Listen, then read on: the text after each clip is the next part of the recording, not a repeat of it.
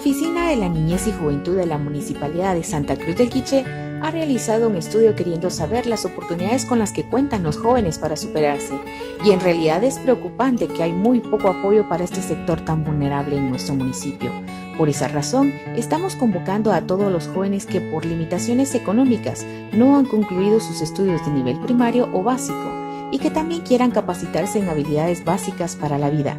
Si estos son tus deseos y anhelos, acércate a nosotros. Estamos ubicados en el Centro Comercial Multiservicios segundo nivel en la Oficina Municipal de Niñez y Juventud, Santa Cruz del Quiché, o llámanos a los teléfonos 5162-7720 y 4012-1864. Fecha límite de inscripciones, viernes 3 de agosto. Único requisito para el trámite: traer su fotocopia de DPI en caso de ser mayor de edad, y si eres menor de edad, tu certificación de nacimiento reciente. No dejes pasar esta oportunidad. Municipalidad de Santa Cruz del Quiché, con el apoyo de Proyecto Puentes.